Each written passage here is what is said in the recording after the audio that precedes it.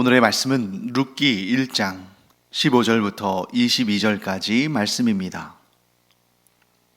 나오미가 또 이르되 보라, 내 동서는 그의 백성과 그의 신들에게로 돌아가나니 너도 너의 동서를 따라 돌아가라 하니, 룻이 이르되 내게 어머니를 떠나며 어머니를 따르지 말고 돌아가라 강권하지 마옵소서. 어머니께서 가시는 곳에 나도 가고 어머니께서 머무시는 곳에서 나도 머물겠나이다. 어머니의 백성이 나의 백성이 되고 어머니의 하나님이 나의 하나님이 되시리니 어머니께서 죽으시는 곳에서 나도 죽어 거기 묻힐 것이라. 만일 내가 죽는 일 외에 어머니를 떠나면 여호와께서 내게 벌을 내리시고 더 내리시기를 원하나이다 하는지라. 나오미가 룻이 자기와 함께 가기로 굳게 결심함을 보고 그에게 말하기를 그치니라. 이에 그 두 사람이 베들레헴까지 갔더라. 베들레헴에 이를 때에 온 성읍이 그들로 말미암아 떠들며 이르기를 이가 나오미냐 하는지라. 나오미가 그들에게 이르되 나를 나오미라 부르지 말고 나를 마라라 부르라. 이는 전능자가 나를 심히 괴롭게 하셨음이니라. 내가 풍족하게 나갔더니 여호와께서 내게 비어 돌아오게 하셨느니라.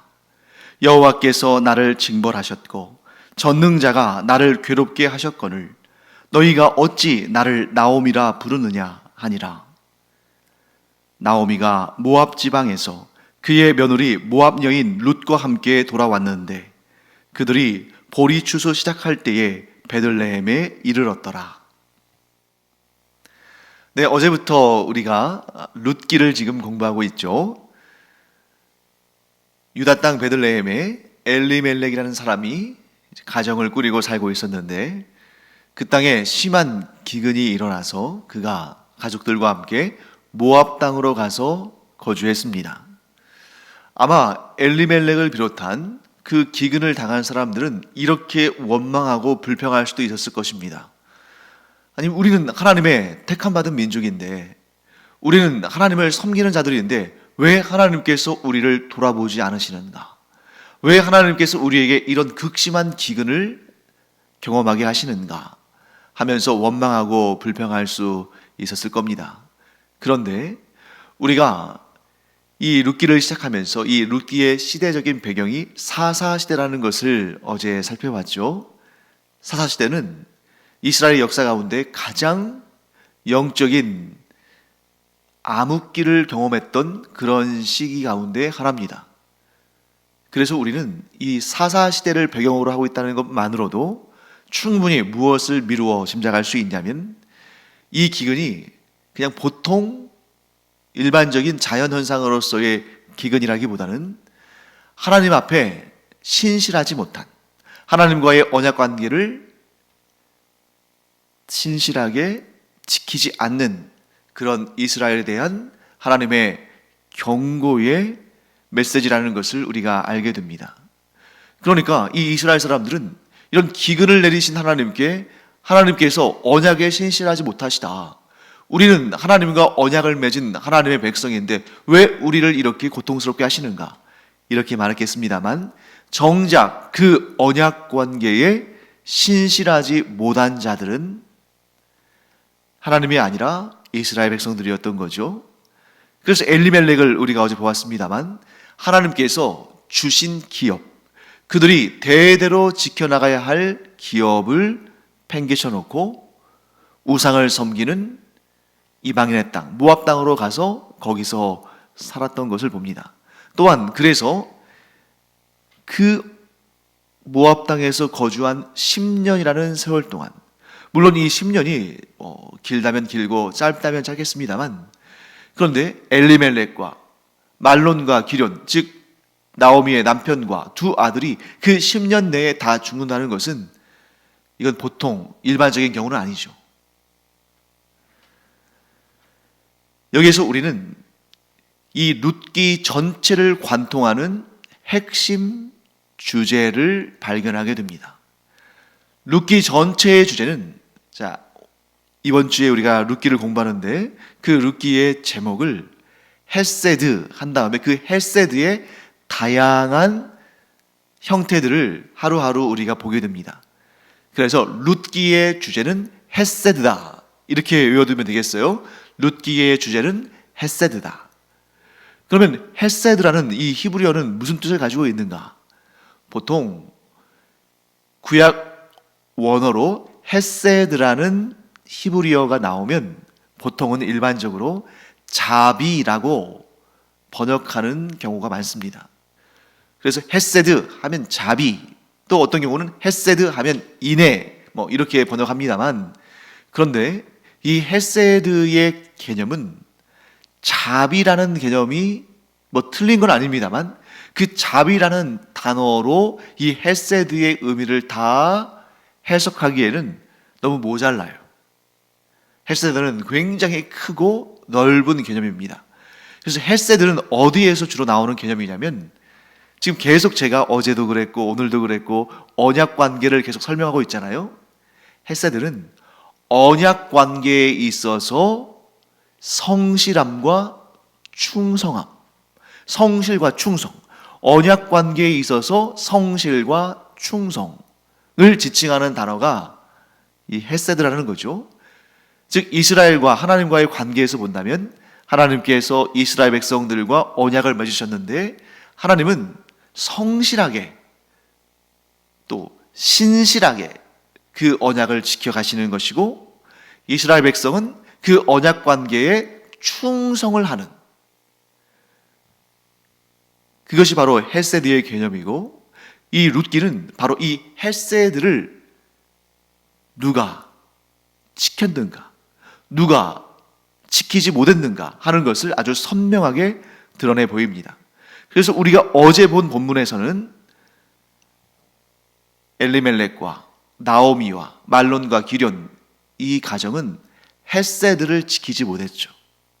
하나님께서 이스라엘 백성들과 언약하시면서 그들에게 약속의 땅 기업을 주셨습니다. 어떤 상황 가운데서도 하나님과의 친밀한 관계 속에서 하나님만을 섬기며 하나님께서 주신 기업에 충성을 해야 되는 것이죠. 그런데 그들은 그것을 버려두고 모압 땅으로 갔습니다. 반면에 하나님은 얼마나 그 언약에 신실하시냐면, 사람이 신실한 것, 사람이 성실한 것은 충성으로 묘사하고 하나님의 신실함은 성실로도 묘사하죠. 하나님께서 얼마나 성실하게 신실하게 이 언약을 지키셨냐면, 이 사사시대의 영적인 그런 암흑기에도 하나님께서 때로는 기근을 주시고 때로는 이방족 속들이 침략하게 하시고 때로는 여러 가지 그들이 경험하는 자연재해부터 해서 또 외적의 침략, 메뚜기 떼의 습격, 또 질병, 이런 다양한 방법으로 그들을 깨우치신다는 것입니다. 이스라엘 백성들은 왜 하나님께서 우리를 이렇게 못살게 구시나? 왜 하나님께서 이러한 외적의 침입과 이러한 전염병과 이런 메뚜기 떼의 습격으로부터 우리를 지켜주지 않으시는가? 하나님은 왜 이렇게 이 언약에, 우리와 맺으신 언약에 신실하지 못하신가? 이렇게 원망했습니다만, 사실은 그 모든 것이, 심지어 이 유다 땅 베들레헴에 임한 이 극심한 기근도 하나님의 헤세드, 곧 언약의 신실하심 때문에 일어난 일입니다. 왜? 하나님 질투하시는 분이시거든요. 하나님은 하나님의 백성들을 우상에게 뺏기는 일을, 하나님의 백성들을 세상에 뺏기는 일을 원치 않으십니다. 그렇기 때문에 하나님과의 언약을 저버리고 하나님을 멀리 떠나는 그 하나님의 백성들을 되돌이키시기 위해서 때로는 기근도 사용하시고 때로는 외적의 침입도 사용하시고 때로는 전염병도 사용하시고 때로는 메뚜기 떼도 사용하시고. 왜? 하나님께서 이 언약이 신실하게 지켜지기를 간절히 원하시니까. 하나님은 어떻게 했든지 간에 이 이스라엘 백성들과 맺은 이 언약을 깨뜨리기를 원치 않으시는 거예요. 그래서 이런 다양한 방법으로, 때로는 고통으로, 때로는 구원으로 신실하게 역사해 나가시는 것입니다. 더군다나 어제 본문에 나오미가 남편과 두 아들을 잃은 나오미가 다시 자기의 고향 이스라엘 땅, 유다 땅, 베들레헴으로 가고자 결정한 이유가 무엇입니까? 하나님께서 자기 백성들을 돌아보셨다. 곧 기근을 물러가게 하시고 그들에게 풍성한 곡식을 주셨다는 소식을 듣고 가는 거죠. 이스라엘 백성들은 패역해서 하나님과의 언약 관계에 신실한 반응을 보이지 않았지만 하나님께서는 계속해서 은혜를 베푸시는 것입니다. 기근을 내리신 것도, 그들에게 다시 풍년을 주신 것도 모두 하나님께서 이 이스라엘 백성들과의 언약 관계를 지키시기 위한 신실한 조치였다 하는 것을 우리가 알게 됩니다. 그래서 룻기의 주제는 뭐라고요? 헤세드. 누가 헤세드를 행하지 아니하였는가? 누가 헤세드를 행하였는가를 선명하게 대조하고 있습니다. 엘리멜렉과 나오미와 말론과 기련, 그들은 하나님 앞에 헤세드를 지키지 않았습니다. 신실하지 않았어요. 반면에 이방 여인, 우상을 섬기는 땅에서 맞이한 이방 며느리인 룻은 헤세드했다는 것입니다. 자, 먼저 오늘 본문의 15절에서 나오미가 룻에게 뭐라고 말하는지 한번 보겠습니다. 15절에 나오미가 또 이르되 보라, 내 동서는 그의 백성과 그의 신들에게로 돌아가나니 너도 너의 동서를 따라 돌아가라 하니. 자, 나오미가 룻에게 제안한 것은 뭐냐면, 야, 너의 동서는 내가 말한 대로 자기 친정으로 돌아갔어. 가서 편하게 살 거야. 그런데 너는 나를 이렇게 붙들고 있으니 내 마음이 편하지가 않다. 네가 나를 따라가봤자 얼마나 고생하겠냐. 또한 내가 또 아들을 낳을 수도 없지만 설령 아들을 낳아서 너에게 기업을 물을 자로, 즉 너의 죽은 남편의 그 기업을 이어갈 자로 내가 낳은 아들을 준다 하더라도 네가 그가 장성할 때까지 한 20년 정도, 20년 이상을 기다려야 할 텐데 그게 가능하겠냐? 그러니 너의 친정으로 돌아가라. 근데 여러분, 여기에서 아주 무서운 내용을 발견하게 됩니다.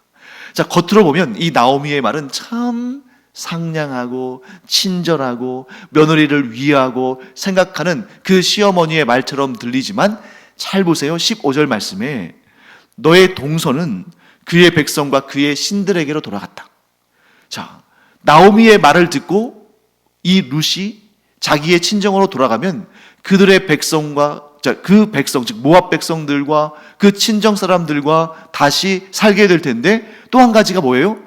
그들의 신들에게로, 즉 모압 사람들이 섬기는 그 신들을 섬기며 살아가는 그 문화 속으로 들어가야 한다는 거죠. 그러니 언뜻 들으면 굉장히 헤세드한, 인자와 긍휼을 베푸는 듯한 그러한 말처럼 보입니다만, 그러나 엄밀하게, 아주 명확하게, 아주 그 속 내용을 파고들면 헤세드하지 않은 거죠. 우상을 섬기던 모압 여인을 데려다가 자신들과 함께 하나님을 섬기는 그러한 가정을 이뤘는데, 이제 내가 나의 고향으로 돌아가야 되는데 너는 이방인으로서 그 유대인들의 사회에 들어가면, 그 이스라엘 사람들의 무리에 들어가면 고생하니까, 또 내가 너를 위해서 기업을 물을 아들을 줄 수 없으니까 너는 너의 백성과 너의 신들을 섬기는 그 세상으로 돌아가라. 생명의 구원을 얻은 자를 하나님의 무서운 심판이 임할 곳으로 몰아가는 거 아닙니까? 그러니 나오미는 세상적인 물정으로만 생각하지 이 하나님과의 언약 관계에 있어서의 이 헤세드를 별로 그렇게 생각하지 않고 있는 것 같아요. 심지어 이 나오미가 고향에 돌아간 다음에 사람들이 이 나오미를 보면서 깜짝 놀라죠.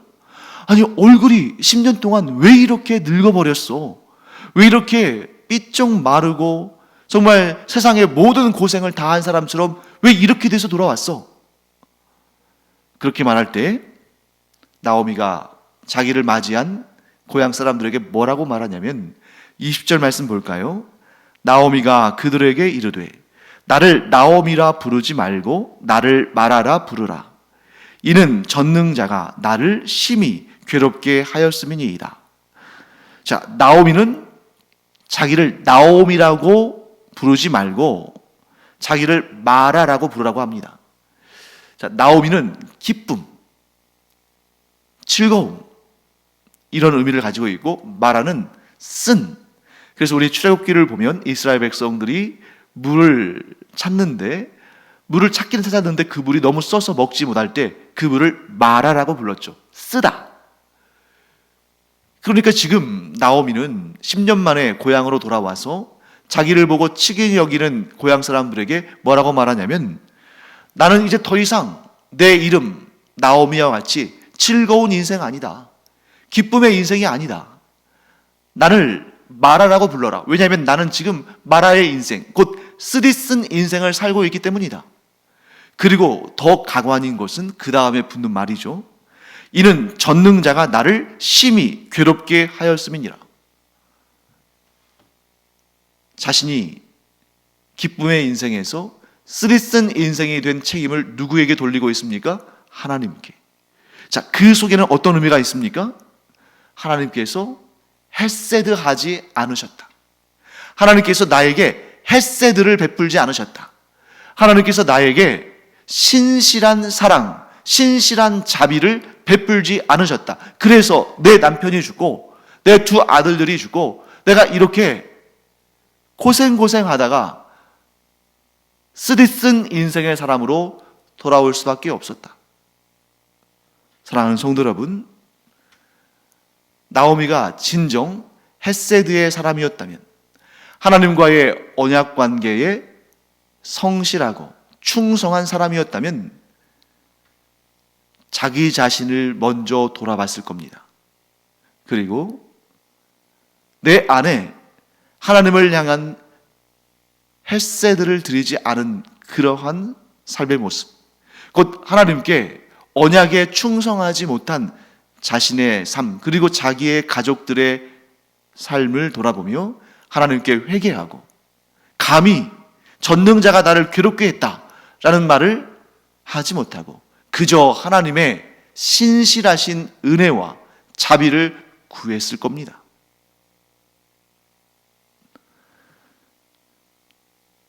나오미가 헤세드하지 못했지만 그래서 그는 하나님으로부터 이런 여러 가지 물론 어려운 재앙들, 고난들 받았죠. 그런 상황 가운데 나오미는 하나님은 나에게 헤세드하지 않으셨다. 하나님은 나에게 신실하지 않으셨다. 하나님은 나에게 자비를 베풀지 않으셨다.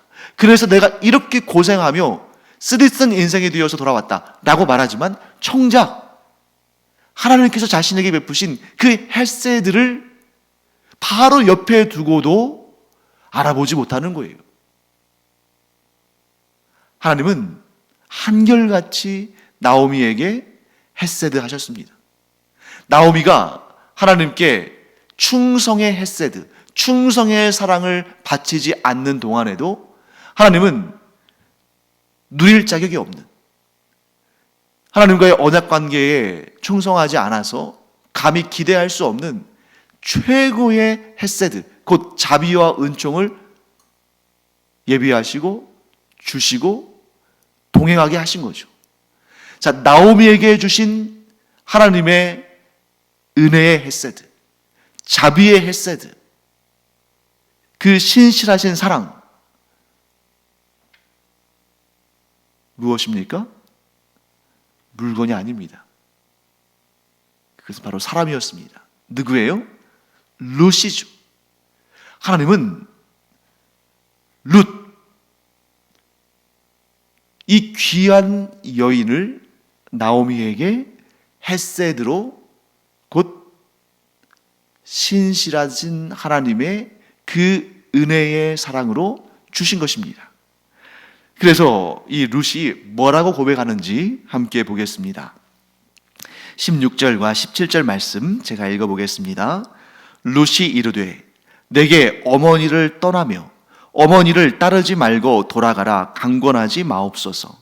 어머니께서 가시는 곳에 나도 가고 어머니께서 머무시는 곳에서 나도 머물겠나이다. 어머니의 백성이 나의 백성이 되고 어머니의 하나님이 나의 하나님이 되시리니 어머니께서 죽으시는 곳에서 나도 죽어 거기 묻힐 것이라. 만일 내가 죽는 일 외에 어머니를 떠나면 여호와께서 내게 벌을 내리시고 더 내리시기를 원하나이다 하는지라. 여러분, 이런 충성이 어디 있습니까? 이스라엘 가운데서도 이런 충성을 볼 수 있을까요? 나오미는 이 룻에게 너의 친정으로 돌아가라, 너의 백성들에게로 돌아가라, 너의 신들에게로 돌아가라 했지만 룻은 나는 결코 어머니를 떠나지 않겠습니다. 어머니께서 죽는 곳에 저도 그곳에서 죽을 것입니다. 내가 만일 목숨이 끊어지는 일, 곧 죽는 일 외에 어머니를 떠난다면 여호와 하나님께서 내게 큰 벌을 내리시고 또 내리실다 할지라도 나는 마땅히 그 벌을 받을 것입니다. 그 정도로 나는 어머니를 떠나지 않고 어머니 곁에서 어머니를 충성되게 모시겠습니다. 여러분, 이런 며느리야말로 열 아들 부럽지 않은 그런 며느리 아니겠습니까? 그런데 어떻게 해서 이런 여인을 그 우상을 섬기는 나라인 모압에서 찾을 수 있겠어요? 일부러 그 모압 땅에 있는 모든 사람들을 일일이 한 명씩 한 명씩 찾아가서 다 면접한다 할지라도 찾을 수 없을 겁니다. 이 룻, 누가 예비하신 것입니까? 하나님께서 예비하신 것입니다.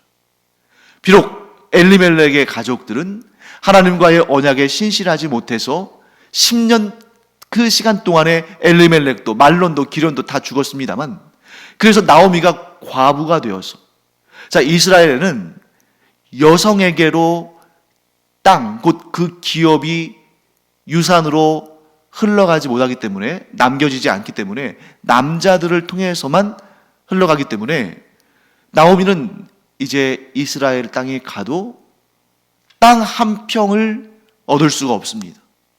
그러니 뭐 농사도 지을 수가 없고 뭐 가지고 있는 돈이 있는 것도 아니고 정말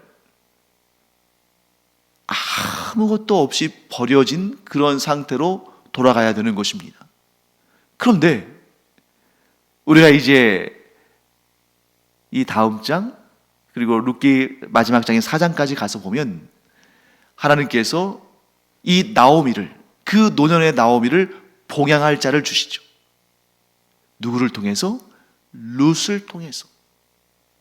그러니 여러분, 나오미의 생명을 살리는 그 일을, 나오미의 말년을 영화롭게 하고 복되게 하는 그 일을 누가 이룹니까?